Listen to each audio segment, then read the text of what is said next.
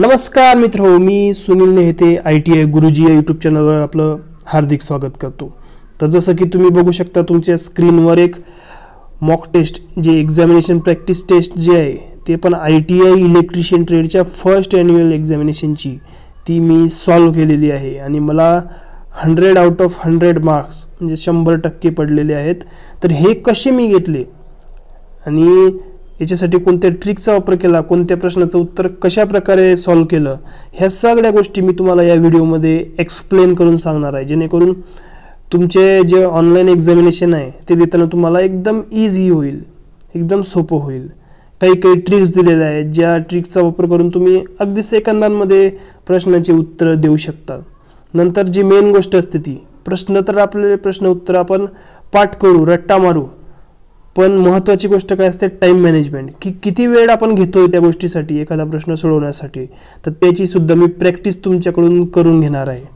तर ह्या सगळ्या पूर्ण गोष्टी जे आहे ह्या जर तुम्हाला पाहिजे असतील, या जर तुम्हाला अवगत करायच्या असतील तर हा जो व्हिडिओ आहे हा शेवटपर्यंत बघा। नंतर जर तुम्ही नवीन असाल माझ्या चॅनलवर, पहिल्यांदा माझा व्हिडिओ बघताय तर व्हिडिओला लाईक आणि शेअर करायला विसरू नका आणि चॅनलवर फर्स्ट टाइम असाल तर चॅनलला सबस्क्राइब करायला आणि बेल आयकॉन प्रेस करायला विसरू नका, नक्की प्रेस करा, ठीक आहे। नंतर चला विदाउट वेस्टिंग टाइम आपण वळू आपल्या आजच्या विषयाकडे, आपली जी टेस्ट आहे ही सुरू करू। So let's start. तर चला सुरू करूयात। तर सर्वप्रथम बघा इथे जे एंटर युअर फुल नेम दिसत आहे ते या कॉलममध्ये तुमचं नाव टाकायचं आणि इथं पासकोड टाकायचा। पासकोड जो आहे तो हा कॅपिटलमध्ये इलेक्ट्रिशियन हा शब्द आहे। तर बघा मी एक वेळेस तुम्हाला करून दाखवतो। नाव टाकायचं तुमचं, नंतर पासकोड टाकायचा कॅपिटलमध्ये,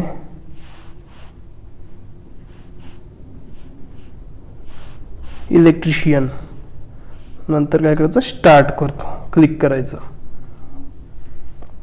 स्टार्टवर क्लिक केल्यावर बघा अशा प्रकारे तुमच्या समोर एक पेज येईल, electrician first annual online exam practice set. तर बघा याच्यामध्ये मी 50 प्रश्न घेतलेले आहेत, 100 मार्क आणि 90 मिनिट त्यासाठी घेतलेले आहेत। तर तुम्हाला ॲक्च्युअल एक्झामिनेशनमध्ये काय राहील, हे जे 50 आहे याच्या जागी किती 40 प्रश्न राहतील आणि जे मार्क्स आहे ते किती राहतील 80 आणि टायमिंग जो आहे हा टायमिंग 90 मिनिटच राहील। अशा प्रकारे तुमचं ऑनलाईन परीक्षेचं जे स्वरूप आहे, जी रचना आहे अशा प्रकारे राहील। तर बघू पुढे आता क्वेश्चन पेपर सॉल्व्ह करायचं आहे आपल्याला। तर बघा पहिला प्रश्न आहे, oxygen heat and dash dash is necessary for fire, म्हणजे आग लागण्यासाठी कोणकोणत्या गोष्टी महत्त्वाच्या आहे, आवश्यक आहेत। तर ऑक्सिजन हीट आणि ही एक डॅश डॅशमध्ये कोणती गोष्ट येईल, तर त्याचं करेक्ट जे आन्सर आहे ते आहे फ्यूल। ऑप्शन ए जो आहे हे याचं करेक्ट आन्सर आहे फ्यूल। त्याला काय करू आपण क्लिक करून सबमिट करायचं आहे। नंतर CTC fire extinguisher is also called as, CTCचा तुम्हाला फुल फॉर्म विचारू शकतात का कुठं नेक्स्ट एक्झाममध्ये, की CTCचा फुल फॉर्म काय, मग कार्बन टेट्रा क्लोराईड। तर या ज्या CTC फायर एक्सटिंग्विशर आहे याला अजून एक नाव आहे, तर ते काय आहे हेलॉन। ऑप्शन सी बघा, ऑप्शन सी जे आहे हेलॉन हे या प्रश्नाचं करेक्ट आन्सर आहे, ऑप्शन सी हेलॉन। तर सबमिट करायचं। नंतर पुढच्या प्रश्नाकडे वळू। The unit of electric charge is, electric चार्जचं युनिट विचारलेलं आहे, तर इलेक्ट्रिक चार्जचं युनिट काय आहे मग कुलम्स, बरोबर। अशा प्रकारे तुम्हाला वेगवेगळे युनिट विचारतील, आता याचं करेक्ट आन्सर कुलम आहे, पण वेगवेगळ्या, जसं आता एम्पियर कशाचं आहे करंटचं, नंतर ओहम रेजिस्टरचं, नंतर व्होल्टेजचं युनिट। तर अशा प्रकारे तुम्हाला युनिट विचारले जाऊ शकतात। तर कोलम्सवर क्लिक करून सबमिट करायचं। नंतर बघा petrol, diesel, paint and varnish are classified into, आता हे जे पेट्रोल, डिझेल, नंतर पेंट आहे, वॉर्निश आहे, हे कोणत्या क्लासमध्ये क्लासिफाय होतात? आगीचे वर्गीकरण जे शिकलात आपण त्याच्यापैकी कोणत्या क्लासमध्ये ते येतात? तर याचं करेक्ट आन्सर आहे क्लास बी. क्लास बी या प्रश्नाचं करेक्ट आन्सर आहे. तर त्याला सबमिट करू आणि पुढच्या प्रश्नाकडे वळू. बघा पुढचा प्रश्न आहे, according to Ohm's law if the resistance of the circuit is decreases then the current will be. म्हणजे ओहम्स लॉच्या नियमानुसार, म्हणजे ओहमच्या नियमानुसार जर रेजिस्टन्स कमी होतोय तर करंटचा वर काय प्रभाव पडेल त्याचा? तर याचं करेक्ट आन्सर काय? करंट वाढेल. वाढेल म्हणजेच काय आपण त्याला मराठीत म्हणतो, इंग्लिशमध्ये म्हणतो इन्क्रीजेस. ठीक आहे, तर याचा फॉर्म्युला आहे बरोबर, I is equal to V by R. हा ओहम्स लॉचा फॉर्म्युला आहे. तर बघा जर रेजिस्टन्स म्हणजे हा आर जो आहे हा जर कमी झाला, म्हणजे या आरची व्हॅल्यू जर कमी झाली तर ऑटोमॅटिकली या आयची व्हॅल्यू वाढेल. हे आपल्याला कॅल्क्युलेशनमधूनच समजता येते. त्याच्यामुळे इथं जे आन्सर आहे ते काय? इन्क्रीजेस. इन्क्रीजवर क्लिक करायचं आणि सबमिट. नंतर बघा atomic number of aluminium is. बघा ॲल्युमिनियमचा ॲटॉमिक नंबर विचारलेला आहे. तर ॲल्युमिनियमचा जो ॲटॉमिक नंबर आहे तो किती आहे? 13. नंतर सबमिट. नंतर पुढचा बघा प्रश्न, if the resistance of the circuit is 1.5 ohm. Resistance किती आहे?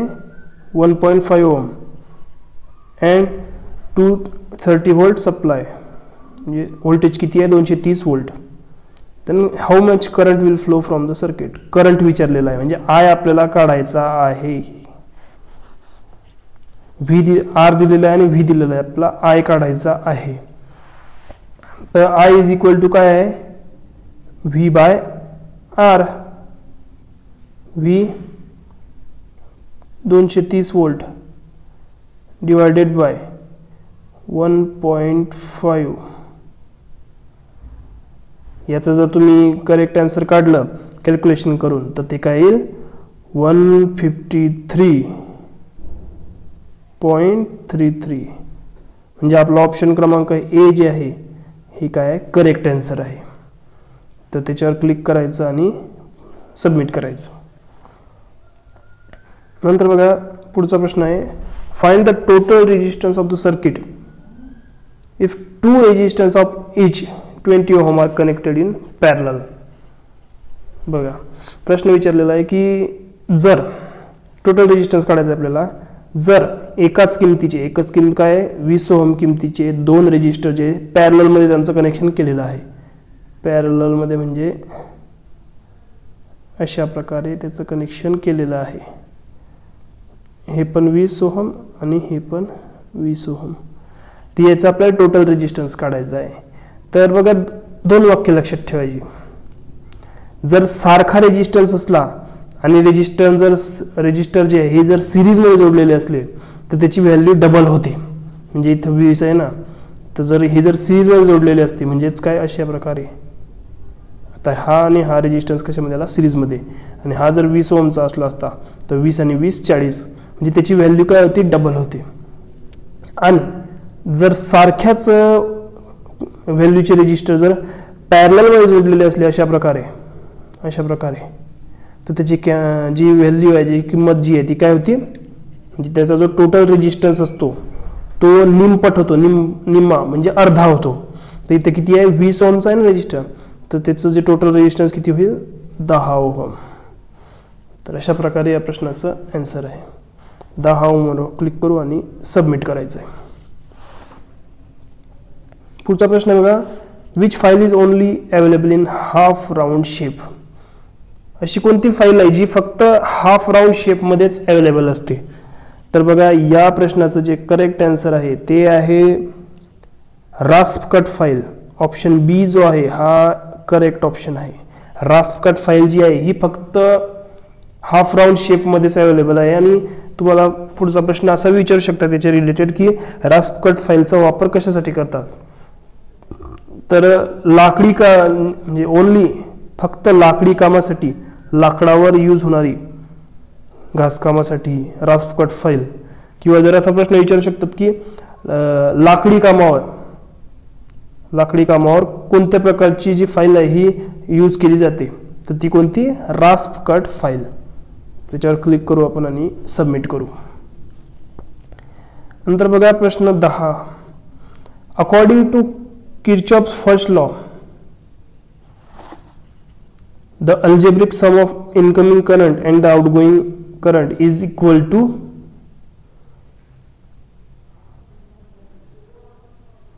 बघा किर्चॉफच्या पहिल्या नियमानुसार इनकमिंग करंट आणि आउटगोइंग करंट यांची जी बैजिक बेरीज आहे ती किती पाहिजे, त्याचं करेक्ट आन्सर आहे 0 एम्पियर. 0 एम्पियर एवढी पाहिजे ती. तर 0 एम्पियरवर क्लिक करायचं आणि सबमिट करा. नंतर पुढचा एक सोपा प्रश्न आहे पण कन्फ्युजिंग आहे. 1 mega ohm is equal to how many ohms, म्हणजे 1 मेगा ओहम म्हणजे किती ओहम असं विचारलेलं आहे. तर बघा मेगा हा शब्द दिसला म्हणजे काय, एकावर 6 शून्य मोजायचे डायरेक्ट. किती, 6. 1 2 3 4 5. पहिल्याला 5च आहेत, दुसऱ्याला तर कमी दिसत आहेत. म्हणजे तिसरा जो ऑप्शन आहे आपला हा करेक्ट आन्सर आहे. मेगा म्हणजे त्याच्यावर किती, 6 शून्य आहेत, एकावर 6 शून्य असलं म्हणजे 10⁶. 1 मेगा ओहम. तर त्याच्यावर क्लिक करू आपण आणि सबमिट करू. बघा पुढचा प्रश्न असा आहे की in a parallel circuit R1 is equal to 20 ohm, R2 is equal to 40 ohm, R3 is equal to 15 ohm.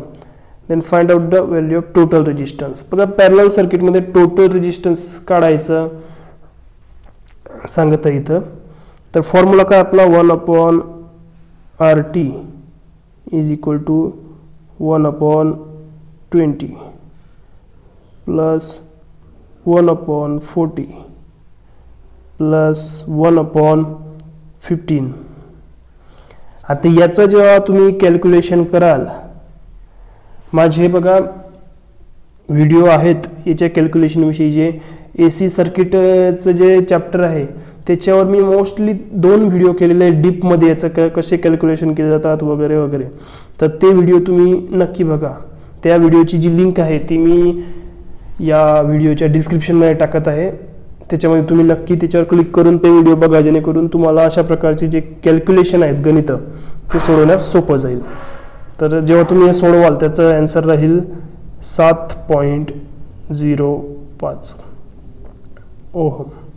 म्हणजे आपला ऑप्शन क्रमांक C जो आहे हा करेक्ट आन्सर आहे. तर आपण त्याच्यावर क्लिक करू आणि सबमिट करू. नंतर बघा पुढचा प्रश्न क्रमांक 13. In America electricity is supplied at the frequency of. बघा आता अमेरिकेच्या फ्रिक्वेन्सी विषयी प्रश्न आलेला आहे हा, की अमेरिकेमध्ये किती फ्रिक्वेन्सीनुसार जी इलेक्ट्रिसिटी आहे ही सप्लाय केली जाते. तर त्याचं करेक्ट आन्सर काय आहे, 60 हर्ट्ज. आणि हेच जर आपण भारतामध्ये विचारलं असतं तर त्याचं आन्सर काय आलं असतं, 50 हर्ट्ज. पण इथं अमेरिका विचारलं म्हणून 60 हर्ट्जवर क्लिक करून सबमिट करायचं. नंतर बघा पुढचा प्रश्न, what is the expansion of BIS. BISचा फुल फॉर्म विचारलेला आहे बघा इथं. तर BISचा जो फुल फॉर्म आहे तो आहे ब्युरो ऑफ इंडियन स्टँडर्ड. जो ऑप्शन क्रमांक A आहे हा याचं करेक्ट आन्सर आहे, ब्युरो ऑफ इंडियन स्टँडर्ड. त्याच्यावर क्लिक करून सबमिट करायचं आहे. नंतर बघा पुढचा प्रश्न, fuse will operate due to the effect of electric current. Fuse जो असतो, कोणताही फ्यूज असो, तो किटकॅट फ्यूज असो, फेरोल टाईप असो किंवा HRC असो, कोणताही फ्यूज असो, तो कोणत्या इफेक्टनुसार कार्य करतो, इलेक्ट्रिक करंटच्या कोणत्या इफेक्टनुसार तो कार्य करतो. तर याचं जे करेक्ट आन्सर आहे, ते आहे हीटिंग. हिटिंग इफेक्टनुसार जो फ्यूज आहे हा कार्य करतो. तर हिटिंगवर क्लिक करून पुढच्या प्रश्नाकडे वळू सबमिट केल्यावर. बघा पुढचा प्रश्न आहे, resistance will increase with increase in temperature in. म्हणजे खालीलपैकी कोणत्या धातूमध्ये रेजिस्टन्स टेम्परेचर जर वाढलं तर रेजिस्टन्स पण वाढेल. हे खालीलपैकी कोणत्या धातूमध्ये साध्य होते? तर याचं जे करेक्ट आन्सर आहे ते आहे कॉपर. कॉपरचं जर तुम्ही टेम्परेचर वाढवलं तर त्याचा रेजिस्टन्स पण वाढतो. कॉपरवर तर त्याला सबमिट करू. नेक्स्ट बघा पुढचा प्रश्न आहे, which type of chisel is use for separating metals after chain drilling. Chain drilling केल्यावर कोणत्या प्रकारची जी चिजल आहे ती वापरून ते जे मटेरियल आहे ते सेपरेट केलं जातं. तर याचा जे करेक्ट आन्सर आहे याचं ते आहे वेब चिजल. वेब चिजल, ते एक एल कमी झालेला आहे. ओके, वेब चिजल हे याचं करेक्ट आन्सर आहे. तर आपण वेब चिजलवर क्लिक करून सबमिट करूयात. नंतर बघा अंडरग्राउंड केबल विषयीचा प्रश्न आहे, what is the purpose of serving layer in underground cable. Underground केबलमध्ये सर्व्हिंग लेयरचा काय पर्पज आहे, काय उद्देश आहे सर्व्हिंग लेयर टाकण्याचा. तर याचं जे करेक्ट आन्सर आहे ते आहे protect the armouring from atmospheric condition. Option C जे आहे हे याचं करेक्ट आन्सर आहे. जे सर्व्हिंग लेयर टाकण्यासाठी कशासाठी टाकतात की जे लेयर आहे आर्मरिंग तिला प्रोटेक्ट करण्यासाठी आहे. कशापासून? जे वातावरण आहे वातावरणापासून त्याला प्रोटेक्ट करण्यासाठी याचा वापर केला जातो सर्व्हिंग लेयरचा. तर त्याच्यावर क्लिक करून आपण पुढच्या प्रश्नाकडे वळू. सबमिट करायचं आहे प्रत्येक प्रश्नाला. पुढचा प्रश्न बघा, प्रश्न क्रमांक 19, which type of joint is use in overhead line for extending the length of the wire.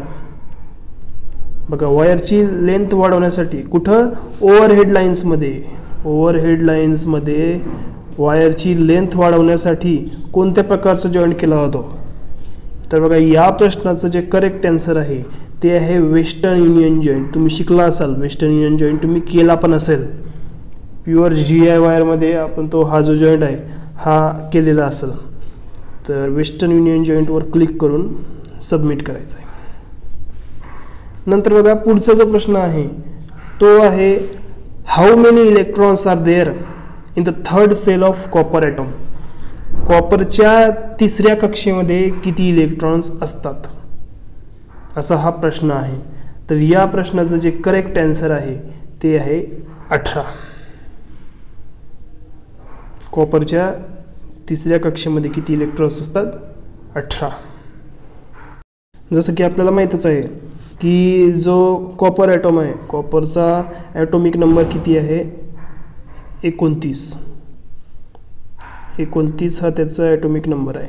म्हणून त्याच्या पहिल्या कक्षेत किती इलेक्ट्रॉन्स असतील? 2. दुसऱ्या कक्षेत 8. तिसऱ्या कक्षेत 18. तुम्हाला प्रश्न येऊ शकतात असले. आणि चौथ्या ज्या कक्षेत आहे ते त्यात उरलेले किती? 2, 8, 18 उरले किती? 1 इलेक्ट्रॉन. अशा प्रकारे त्यांच्या कक्षेचं विभाजन आहे. तर आपला प्रश्न काय आहे? तिसऱ्या कक्षेत. तिसरी कक्षा कोणती? ही. तर तिसऱ्या कक्षेत किती इलेक्ट्रॉन्स? मग 18 इलेक्ट्रॉन्स. 18वर क्लिक करून आपण सबमिट करूयात. पुढचा प्रश्न बघा, which is the application of series circuit. Series सर्किटचं ॲप्लिकेशन विचारलेलं आहे. म्हणजे सिरीज सर्किटचा वापर कुठं केला जातो किंवा कोणत्या अप्लायन्सेस किंवा कोणत्या गोष्टीचा वापर सिरीज सर्किटमध्ये केला जातो, अशा प्रकारचा हा प्रश्न आहे. तर बघा पहिला ऑप्शन काय? Electric lamp in homes. नंतर फ्यूज इन सर्किट. सी आहे शंट रेजिस्टर इन एमिटर. आणि डी आहे व्होल्ट मीटर कनेक्शन. तर बघा यातलं एक गोष्ट सांगतो. जी इलेक्ट्रिकल लॅम्प आहे आपल्या घरगुती ती असतात पॅरललमध्ये कनेक्शन केलेले, म्हणून हे पण नाही. नंतर शंट शंटचा अर्थच पॅरलल होतो, त्याच्यामुळे हे पण नाही. आणि व्होल्टमीटरचे कनेक्शन नेहमी पॅरललमध्ये केले जाते, म्हणून हे पण नाही. ह्याचं करेक्ट आन्सर काय? Fuse in circuit. फ्यूज जो असतो हा सर्किटमध्ये नेहमी सिरीजमध्ये जोडला जातो, त्याच्यामुळे हे सर्किट, सिरीज सर्किटचं जे ॲप्लिकेशन आहे ते काय? Fuse in circuit. त्याच्यावर क्लिक करून आपण पुढच्या प्रश्नाकडे वळू. नंतर बघा पुढचा प्रश्न आहे, which is the diamagnetic substance. Diamagnetic substance विचारलेलं आहे इथं. तर याचं जे करेक्ट आन्सर आहे ते आहे वॉटर. हे पाठच करून टाकायचं. डायमॅग्नेटिक सबस्टन्स काय आहे? वॉटर. वॉटरवर क्लिक करायचं.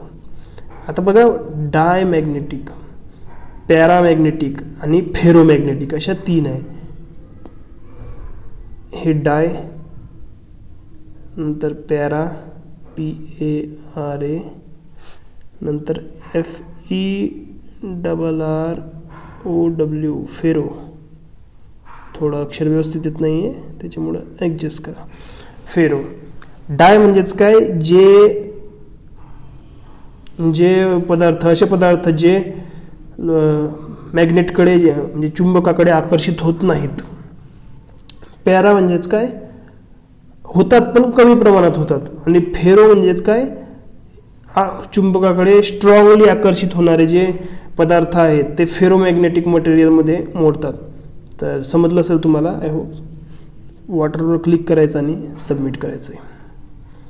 बघा पुढचा प्रश्न आहे, what is the unit of susceptance. ससेप्टन्सचं युनिट विचारलेलं आहे. तर या प्रश्नाचं जे करेक्ट आन्सर आहे ते आहे MHO, म्हो. म्हो हे या प्रश्नाचं करेक्ट आन्सर आहे. ससेप्टन्स. ठीक आहे, तर हे पाठच करून टाकायचं आहे. नंतर म्होवर क्लिक करून आपण सबमिट करू. नंतर पुढचा प्रश्न बघा, what is the form factor म्हणजे KF फॉर सेन्सिडियल AC. म्हणजे AC सर्किटमध्ये फॉर्म फॅक्टर किती असतो? फॉर्म फॅक्टर हा किती असतो असा हा प्रश्न आहे. तर याचं जे करेक्ट आन्सर आहे ते आहे ऑप्शन 4, 1.11. हे याचं करेक्ट आन्सर आहे. आणि हे फॉर्म फॅक्टर जे आहे हे पाठच करून टाकायचं. फॉर्म फॅक्टर AC साईन वेव्हचा काय? हे सेन्सिडियल वेव्हचा काय? 1.11. नंतर सबमिट. नंतर पुढचा प्रश्नही थोडा पाठच करायचा आहे. Which condition is called resonance in RLC circuit. बघा जिथे इक्वल टू येईल, आता बघा कुठे इक्वल टू दिसते का? याच्यात नाही, याच्यात नाही, याच्यात नाही. जिथे इक्वल टूचा सिम्बॉल येईल, XL is equal to XC, ते आपला करेक्ट आन्सर आहे. म्हणून रेझोनन्स काय? रेझोनन्स कशाला म्हणतो आपण? जेव्हा XL is equal to XC राहील तेव्हा काय होईल? रेझोनन्स कंडिशन ही ॲप्लिकेबल राहील किंवा ती आपल्याला मिळेल. तर हे पण पाठ करून टाकायचं ॲज इट इज, सबमिट करायचं. नंतर पुढचा प्रश्न बघा, प्रश्न क्रमांक 26. Generally earthing is provide for. Earthing कशासाठी केली जाते? पहिला प्रश्न आहे बघा, इक्विपमेंट सेफ्टी, ऑप्शन पहिलं. दुसरा आहे ह्युमन सेफ्टी आणि तिसरा आहे बोथ A अँड B. तर याचा करेक्ट आन्सर काय आहे? C, both A and B. म्हणजे इक्विपमेंट सेफ्टीसाठी सुद्धा आणि ह्युमन सेफ्टीसाठी सुद्धा, ह्या दोन्हीसाठी सुद्धा केला जातो अर्थिंगचा वापर. म्हणजे अर्थिंग त्याच्यासाठीच केली जाते. पण याचा करेक्ट आन्सर काय आहे? Both A and B. हे क्लिक करून सबमिट करायचं आहे. बघा पुढचा प्रश्न आहे, अर्थ रेजिस्टन्स डिपेंड्स अपॉन. अर्थ रेजिस्टन्स जो आहे हा कोणत्या कोणत्या गोष्टींवर डिपेंड असतो? पहिला ऑप्शन आहे डेप्थ ऑफ इलेक्ट्रोड. इलेक्ट्रोडची जी खोली आहे डेप्थ ती. नंतर दुसरा आहे मॉइश्चर. तिसरा आहे सॉल्ट अँड चारकोल लेअर आणि ऑल ऑफ द अबोव. तर या प्रश्नाचं करेक्ट आन्सर काय आहे? All of the above. All of the above करू आणि सबमिट करू. तर बघा पुढचा जो प्रश्न आहे तो प्रश्न क्रमांक 28 जो आहे, which law secondary cell works, म्हणजे सेकंडरी सेल जे आहे हे कोणत्या तत्वावर, कोणत्या नियमानुसार कार्य करतात, तर त्याचं जे करेक्ट आन्सर आहे ते आहे फॅरेडेज लॉ ऑफ इलेक्ट्रोलिसिस. पाठ करायचं ही इलेक्ट्रोलिसिस आणि इलेक्ट्रोमॅग्नेटिक इंडक्शन. जे इलेक्ट्रोमॅग्नेटिक इंडक्शन आहे हे कशासाठी वापरतात, Faraday's law of electromagnetic induction हे ट्रान्सफॉर्मरमध्ये ह्या ज्या नियमाचा वापर होतो, या लॉचा वापर होतो. आणि सेल्स बॅटरीजमध्ये electrolysis, Faraday's laws of electrolysis, अशा प्रकारे हे लक्षात ठेवायचं आहे. तर काय करू आपण याला सबमिट करू. पुढचं बघा प्रश्न क्रमांक 29. How the capacity of batteries is specified. बॅटरीची जी कपॅसिटी आहे कशामध्ये स्पेसिफाय म्हणजे सांगितली जाते. तर या प्रश्नाचं जे करेक्ट आन्सर आहे ते आहे एम्पियर हॉवर. एम्पियर हॉवर म्हणजे AH मध्ये बॅटरीची कपॅसिटी जी आहे ही सांगितली जाते. आता व्होल्टमध्ये काय सांगितलं जाते व्होल्टेज. ठीक आहे. वॅटमध्ये पॉवर. ठीक आहे. तसं जी बॅटरीची कपॅसिटी आहे ही एम्पियर हॉवरमध्ये सांगितली जाते. तर एम्पियर हॉवरवर क्लिक करून आपण सबमिट करू. नंतर बघा पुढचा प्रश्न आहे what is the output voltage of lithium cell. Lithium सेलचं आउटपुट व्होल्टेज विचारलेलं आहे. तर लिथियम सेलचं जे आउटपुट व्होल्टेज आहे हे आहे 2.5 व्होल्ट. 2.5 व्होल्ट म्हणून आपण 2.5 वर क्लिक करू आणि सबमिट करू. बघा पुढचा प्रश्न असा आहे what is the fusing factor of high refrigerating capacity fuse. म्हणजे HRC फ्यूजचा फ्युजिंग फॅक्टर विचारला जात आहे. तर या प्रश्नाचं करेक्ट जे आन्सर आहे ते आहे 1.1. फ्युजिंग फॅक्टर किती आहे 1.1. त्याच्यावर क्लिक करू आणि सबमिट करू. नंतर पुढचा प्रश्न बघा what is the function of bimetallic strip in MCB. MCB मध्ये बायमेटॅलिक स्ट्रीप ज्या असतात पट्ट्या त्यांचा वापर कशासाठी केला जातो किंवा त्यांचं कार्य काय. तर या प्रश्नाचं जे करेक्ट आन्सर आहे ते आहे ओव्हरलोड प्रोटेक्शन. ओव्हरलोड जेव्हा होते तेव्हा त्या ओव्हरलोडपासून प्रोटेक्शन, आपल्या सर्किटचं प्रोटेक्शन करण्यासाठी या बायमेटॅलिक स्ट्रीपचा वापर केला जातो. कशामध्ये MCB मध्ये. तर ओव्हरलोड प्रोटेक्शन याचा करेक्ट आन्सर आहे. आपण याला सबमिट करू. नंतर पुढचा प्रश्न बघा what is the advantage of stranded conductor over solid conductor. आता स्ट्रँडेड कंडक्टर काय आणि सॉलिड कंडक्टर काय हे आपल्याला माहीतच असेल. स्ट्रँडेड म्हणजेच काय, ज्याच्यामध्ये अनेक तारा असतात त्याला म्हणतो आपण स्ट्रँडेड. आणि सॉलिड म्हणजेच काय, त्याच्यात एकच जाड तार असते, एकच तार असतो सिंगल.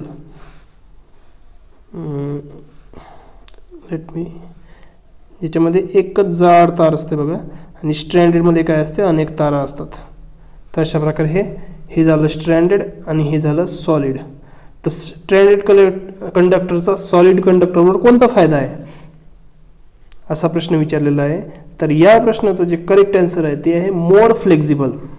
हा जो कंडक्टर आहे स्ट्रँडेड हा जास्त फ्लेक्झिबल आहे सॉलिड कंडक्टरपेक्षा. तर याचं ऑप्शन क्रमांक A जे आहे हे करेक्ट आन्सर आहे. नंतर याला सबमिट करू. प्रश्न क्रमांक 38 जो आहे 34 नंबरचा जो प्रश्न आहे तो आहे what is the SI unit of luminous intensity. Luminous इंटेन्सिटीचं SI युनिट विचारलेलं आहे. तर या प्रश्नाचं जे करेक्ट आन्सर आहे ते आहे कॅन्डेला. जे इल्युमिनेशन चॅप्टर आहे त्याच्यावर मोस्टली जे युनिट आहे युनिटचेच प्रश्न विचारले जातात. फ्लक्सचं युनिट, नंतर लुमिनस इंटेन्सिटी, ल्युमिनसचे युनिट, अशा प्रकारे जे प्रश्न आहे विचारले जातात. नंतर विचारतात फ्लक्स कशाचं युनिट आहे, नंतर फ्लक्स काय असते, अशा प्रकारचे प्रश्न जे आहे ते विचारले जातात. तर या प्रश्नाचा करेक्ट आन्सर काय, कॅन्डेला, आणि सबमिट करायचं. बघा पुढचा प्रश्न आलेला आहे 35 number. Which electrical effect that the single phase energy meter works. जे सिंगल फेज एनर्जी मीटर असते ते कोणत्या इलेक्ट्रिकल इफेक्टच्या तत्वावर कार्य करते, म्हणजे त्याच्या जे वर्किंग आहे ती कोणत्या इफेक्टनुसार चालते. तर या प्रश्नाचं जे करेक्ट आन्सर आहे ती आहे इंडक्शन इफेक्ट. जे एनर्जी मीटर आहे सिंगल फेज एनर्जी मीटर हे इंडक्शन इफेक्टनुसार कार्य करते. तर त्याला क्लिक करू आपण आणि पुढच्या प्रश्नाकडे वळू. पुढचा प्रश्न बघा 36. What is the purpose of sole plate in electric iron. Electric iron जी असते त्याच्यामध्ये सोल प्लेटचं काय कार्य असतं, का वापरतात सोल प्लेट, अशा प्रकारचा हा प्रश्न आहे. पहिला ऑप्शन आहे act as a insulator element. Insulator element आहे म्हणून का, किंवा protect the cattle base from damage. ते कॅटलचा बेस जो आहे तो डॅमेज होण्यापासून वाचवते म्हणून वापरतात का, किंवा keep the element in close contact with container. एलिमेंटला कंटेनरच्या कॉन्टॅक्टमध्ये ठेवते म्हणून वापरतात का सोल प्लेट, की बॅलन्सिंग, वेट बॅलन्सिंगसाठी वापरतात. तर यापैकी त्याचं जे करेक्ट आन्सर आहे ते आहे option C, to keep the element in close contact with container. जे एलिमेंट आहे सोल प्लेट आहे कशासाठी वापरतात, मग एलिमेंटला कंटेनरच्या कॉन्टॅक्टमध्ये ठेवण्यासाठी, क्लोज कॉन्टॅक्टमध्ये ठेवण्यासाठी याला वापरलं जातं सोल प्लेटला. लक्षात ठेवायचं, हा मोस्ट इम्पॉर्टंट प्रश्न आहे. सी क्लिक करू आणि सबमिट करू. नंतर बघा which type of AC single phase motor is use in food mixer. Food मिक्सरमध्ये कोणत्या प्रकारची AC सिंगल फेज मोटर वापरली जाते, अशा प्रकारचा हा प्रश्न आहे. तर या प्रश्नाचं जे करेक्ट आन्सर आहे ते आहे युनिव्हर्सल मोटर. फूड मिक्सरमध्ये युनिव्हर्सल मोटर जी आहे ती वापरली जाते. त्याच्यावर क्लिक करू आपण आणि सबमिट करू. नंतर बघा प्रश्न क्रमांक 38. Which material is use to make heating element. Heating element बनवण्यासाठी कोणतं मटेरियल वापरलं जातं. तर याचं जे करेक्ट आन्सर आहे ते आहे नायक्रोम. नायक्रोम हा जो धातू आहे हा म्हणजे हे जे मटेरियल आहे हे वापरलं जातं हिटिंग एलिमेंट बनवण्यासाठी. आता हिटिंग एलिमेंट कशामध्ये यूज करतात मग हेही माहिती पाहिजे आपल्याला. हिटिंग एलिमेंट आपण यूज करतो बघा इलेक्ट्रिक आयरनमध्ये म्हणजे इस्त्रीमध्ये, नंतर इलेक्ट्रिक हीटर, इलेक्ट्रिक गीझर यांच्यामध्ये आपण हिटिंग एलिमेंटचा यूज करत असतो. नंतर इलेक्ट्रिक कॅटल या सगळ्या गोष्टींमध्ये आपण इलेक्ट्रिक जे हिटिंग एलिमेंट असते नायक्रोम वायर याचा वापर आपण करत असतो. तर नायक्रोमवर क्लिक करू आणि सबमिट करू. बघा पुढचा प्रश्न आहे question number 39. What is the composition of steel and silicon steel in transformer core. Transformer कोअरमध्ये स्टील आणि सिलिकॉन स्टीलचं प्रमाण विचारलेलं आहे. तर याचा करेक्ट आन्सर जे आहे ते अगोदरच क्लिक केलं मी. स्टील 93% आणि सिलिकॉन जे आहे हे 7% हे प्रमाण आहे ट्रान्सफॉर्मर कोअरचं. तर हे पाठच करायचं आहे. नंतर बघा पुढचा प्रश्न question number 40. The magnetic lines circulating in a core of a transformer is called. जे मॅग्नेटिक लाईन्स जे ट्रान्सफॉर्मरच्या कोअरमध्ये सर्क्युलेट होत असतात त्यांना आपण काय म्हणतो. तर बघा त्याला आपण म्हणतो म्युच्युअल फ्लक्स. बघा ट्रान्सफॉर्मर कोअर जे असतात अशा प्रकारे ट्रान्सफॉर्मरचे जे कोअर असतात त्याच्यामध्ये ज्या मॅग्नेटिक लाईन्स असतात ते काय असतात म्युच्युअल फ्लक्स म्हणून त्याचा वापर केला जातो. आणि याच्यावर वाइंडिंग असतात आणि ह्या म्युच्युअली काय होत असतात हे फ्लक्स जे आहे हे ट्रान्सफर म्हणजे इकडून या साईडने या व्होल्टेज जी आहे त्याची जी रेंज आहे व्होल्टेजचं जे प्रमाण आहे व्होल्टेजची जी किंमत आहे ती कमी किंवा जास्त करण्यासाठी वेगवेगळ्या प्रकारचे स्टेप अप किंवा स्टेप डाऊन ट्रान्सफॉर्मर जे आहे त्याचा वापर केला जातो. तर आपण त्याला म्युच्युअल फ्लक्स क्लिक करू आणि सबमिट करू. बघा पुढचा प्रश्न असा आहे, which winding of a transformer has less number of turns. ट्रान्सफॉर्मरच्या कोणत्या वाइंडिंगमध्ये सर्वात म्हणजे कमी टर्न्स असतात. बघा ऑप्शन आहे लो व्होल्टेज वाइंडिंग, नंतर सेकंडरी वाइंडिंग, प्रायमरी वाइंडिंग आणि हाय व्होल्टेज वाइंडिंग. तर बघा या प्रश्नाचं जे करेक्ट आन्सर आहे ते आहे लो व्होल्टेज वाइंडिंग. लक्ष द्या अगोदर, म्हणजे जे सांगतो ते एक वेळेस लक्ष द्या, म्हणजे कसं आहे एक ट्रिक आहे त्याच्यानुसार आपण बरोबर ते करू शकतो. जर कमी वेढे असले आणि जाड तार असली तर ती लो व्होल्टेज वाइंडिंग असते, आणि जर जास्त वेढे असले आणि बारीक तार असली तर ती कोणती असते, high voltage winding. High voltage winding असते. ठीक आहे, कमी वेढे आणि जाड तार लो व्होल्टेज वाइंडिंग, जास्त वेढे आणि बारीक तार ती असते हाय व्होल्टेज वाइंडिंग. ओके, तर या प्रश्नाचं उत्तर लो व्होल्टेज वाइंडिंग आहे, त्याला आपण सबमिट करू. बघा पुढचा प्रश्न असा आहे, question number 42. The short circuit test is conducted in transformer to find. ट्रान्सफॉर्मरमध्ये बघा टेस्ट केले जातात, शॉर्ट सर्किट टेस्ट आणि ओपन सर्किट टेस्ट. तर त्यातली जी शॉर्ट सर्किट टेस्ट आहे ही कशासाठी केली जाते, म्हणजे कोणते लॉसेस, फ्रिक्वेन्सी की इफिशियन्सी काढण्यासाठी याचा शॉर्ट सर्किट टेस्टचा वापर केला जातो. तर बघा एकदम सोपं उत्तर आहे, short circuit test copper loss. पाठ करायचं आहे. Open circuit test iron loss. या दोन प्रकारच्या गोष्टी या ट्रिक पाठ करायच्या. शॉर्ट सर्किटला कॉपर लॉस आणि ओपन सर्किटला आयरन लॉस. ठीक आहे, या गोष्टी पाठ करायच्या. कॉपर लॉस क्लिक करू आपण आणि सबमिट करू. बघा पुढचा प्रश्न आला आहे, which type of job motion is there in drilling operation. Drilling ऑपरेशनमध्ये जॉब मोशन विचारलं आहे. बघा या प्रश्नाला भरपूर जण कन्फ्यूज होतात, कारण ड्रिल मशीन विचारलं आहे मग जॉब कसा असेल, फिरता असेल असा विचार करतात लोक. पण जॉब फिक्स असतो, म्हणजे सपोज आता इथं आपल्याला या प्लेटवर ड्रिल मारायचं या ठिकाणी, तर ही जी प्लेट आहे ही तर स्थिर राहील ना. आपला जो ड्रिल आहे फक्त तो मूव्ह होईल, तो रोटेट होईल. इथं फक्त जॉबची मोशन विचारलेली आहे, तर जॉब काय राहील, फिक्स राहील एका ठिकाणी. म्हणून या प्रश्नाचं उत्तर जे आहे ते करेक्ट फिक्स आहे, फिक्स. सबमिट करून घेऊ. बघा पुढचा प्रश्न आहे, द मॅग्नेटिक मटेरियल्स फॉलोज. जे मॅग्नेटिक मटेरियल आहे हे कोणता नियम फॉलो करतात. तर ह्या प्रश्नाचं उत्तर जे आहे ते पाठच करायचं आहे. याचं करेक्ट आन्सर आहे क्युरी-वेसिस लॉ. क्युरी-वेसिस लॉ जो आहे हा मॅग्नेटिक मटेरियल फॉलो करतात.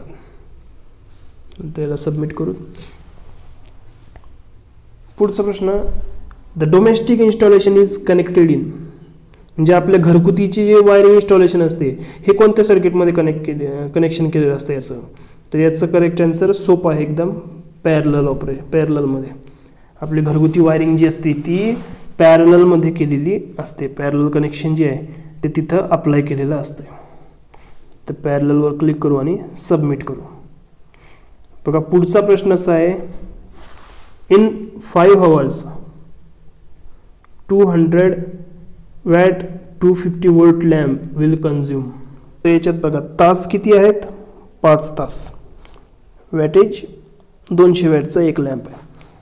तर म्हणजेच किती, 200 वॅटचा एक लॅम्प 5 तास चालतो. म्हणजे 200 गुणिले 5 किती होतात ते, 1000 वॅट. आता इथं ऑप्शनमध्ये 1000 वॅट आहेत का, नाही.